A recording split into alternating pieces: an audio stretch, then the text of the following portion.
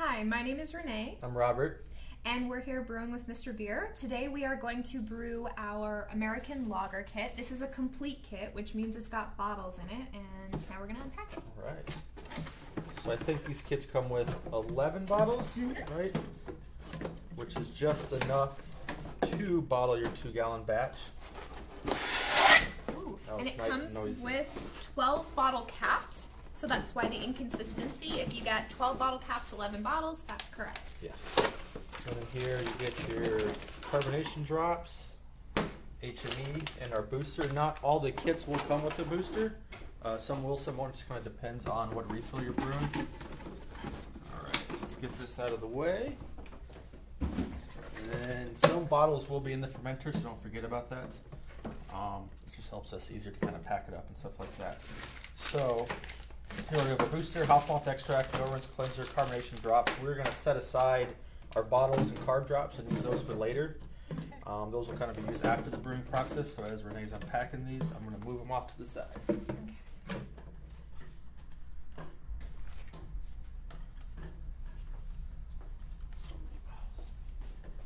Here's 2 more. Alrighty. So we won't need these either just yet, or these, so we're going to stow those away. Right. But the first step, if you check your instructions, is the spigot assembly. There's actually a separate note on spigot assembly so that you get it right. Yes. So with the spigot, what we're going to do here is you always want the beveled end. You can see it there to kind of face away from the spigot, so it'll be facing towards the wall of the keg. So we got that. And then I always kind of prop it up. It's a little easier to screw it in. And then you always want to hand tighten this guy. You don't want to use any tools like a wrench or anything like that, just because it can crack your keg. Oh wow, there we go. It's off on my spigot pudding assembly skills this morning. All right. So now that we do this, I think our next step is checking for leaks. Yes, that's right. All right, so Renee's going to do that. I believe we tell you the instructions to check for leaks for 15 to 20 minutes. You don't really need to do that. You can kind of do it for like 10-15 seconds. Just put some water in there, kind of tilt it forwards a little bit, and that will just help you gauge really quick if you have any leaks. If you do have a leak, give our customer service team a call. We can send you a new keg, a new spigot, anything you need. If you did start brewing, you can always call us and we'll replace the extract for you. We want to make sure you're having a good brewing experience and not having any faulting issues. Any leaks, or are we good to go? No leaks. All right, so the next step is the favorite step of sanitization. Alrighty. So, you want to use half the packet? Yep. And 1 gallon of water. The instructions will tell you to use warm water for this step in the process. It does help with sanitization, but it's not absolutely necessary. What's more important is making sure that you get the no-rinse cleanser in there and stir it well. Yeah, I think this is like the most important part of the brewing process, because if you're not sanitizing your equipment properly, you're just going to get bad beer, which is not a good experience for anybody, I think. All right. Oh no. If you spill a little bit, that's okay. So I'm going to use just half of my packet. The other half we'll use during bottling. I'm just going to, yep, that's about right. Okay. Trade you here. Thanks. Yeah, so make sure you keep this somewhere safe so you can remember it when it comes bottling time, because that is also another important step of bottling. So basically you're just going to mix that until it's fully dissolved. There's little white particles, you can kind of see them start to dissolve in the water, and you're good to go. If you are using like a metal spoon here, just be careful not to scratch your keg. You want to mix it very carefully. We recommend using like a plastic spoon or even like a silicone spoon, or something like that, to just kind of help it from destroying the inside of your keg. Got that. Alright. Throw your lid on. So now what I'm going to do is try to get this solution all over the inside of the keg. So I'm going to go left to right, up and down, all around, and then it's best to do this over a sink, but we do not have one, so we're going to do it over a bowl, because what's going to happen is there are 2 little notches here that are important for fermentation, but not great for when you're shaking it upside down. You might get a little bit of leakage. Yeah, I think that's one unique thing about our kits. We have built-in airlocks in there, so it's one piece of equipment less you have to sanitize and use and stuff like that. All right, so we got that. Move that out of your way. So now we're going to run some solution through the spigot to sanitize the spigot. All right, that's good. Then you want to save some of this because you're going to want to sanitize all of your tools. and then the rest will just dump out. So just, if you have a bowl lying around, pour a little bit into a bowl. It's perfect right there. And then you can dump the rest of that out. So for all of our brewing needs, all you really need is a mixing spoon, a pair of scissors, and a can opener. Because for this guy, we don't require a lot of equipment to brew with Mr.Beer. I think that is kind of cool and unique about this, is it's really a simplified brewing process. We're cutting a lot of time out of it, we're cutting a lot of equipment out of it. You still get great tasting beer, but it's not, you know, brewing for 6-8 hours with a bunch of different equipment that you don't have lying around your house. So now we got that. Our spigot is sanitized and our keg is, so we're gonna get going here. Alrighty. So I think it's what, 4 cups 4 of water? cups to start. Now this is filtered water, but you can use tap water too, right? Yeah, as long as it tastes good to you, it should be good to brew. Alright. That was a good rhyme there. Ha. Alrighty. So, That. we're gonna put the water in, and then we're going to put the booster in while everything is still cold. Yes. Yeah, you don't want to pour that booster in while it's hot because it kind of can stick and scorch to the bottom of the pan. So this entire step right here is not, I think, something that you really need to do, heating the water. It does help you mix your malt extract a little easier. But I mean, it's not really for any purpose other than that. So if you do want to skip it, you can definitely do that. It just help you kind of brew a little quicker and easier, but it does help this dissolve if you're worried about how much time it might take to do that.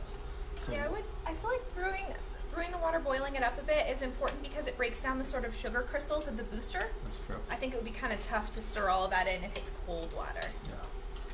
So while you're doing that, I'm going to open this bad boy. Sometimes these lids are hard to get off, so you can use a can opener if you want. There we go. Not too bad.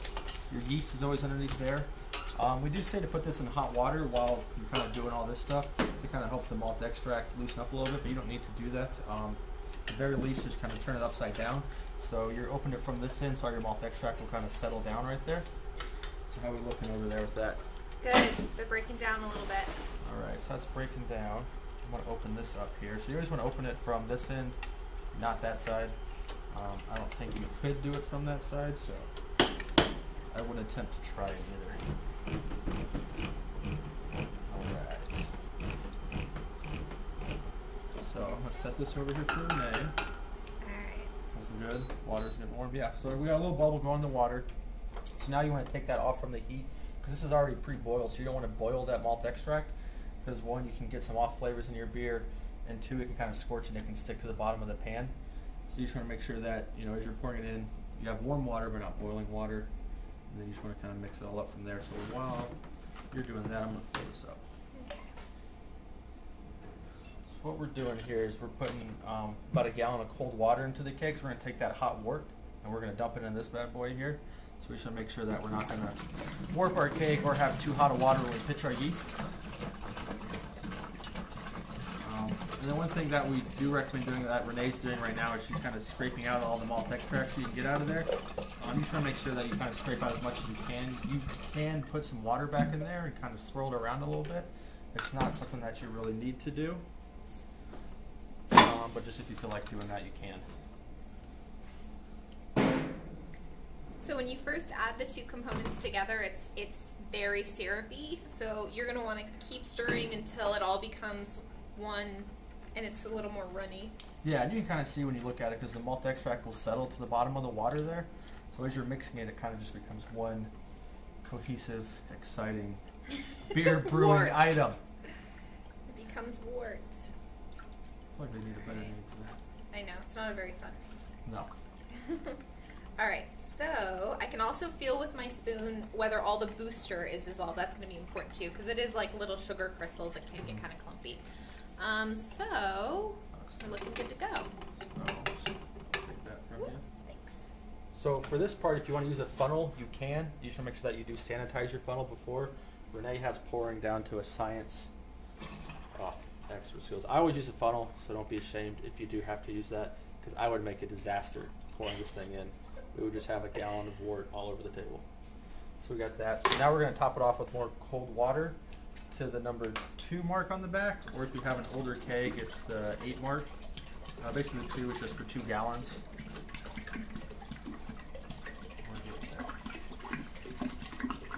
You watching that for me? All right. It's okay to make a little mess sometimes. Things happen. Whoa. Looking good. That's good. All right. So we got that in there. Put this down here. And steal a spoon. All right, now I'm going to aerate the worts. Stir it around in there.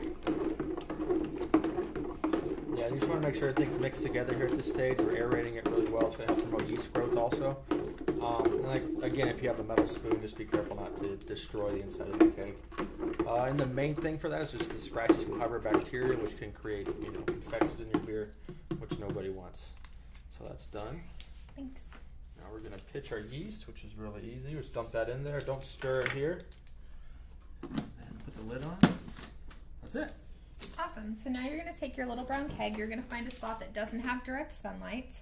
And you're going to make sure that the wort inside stays between 65 and 75 degrees Fahrenheit.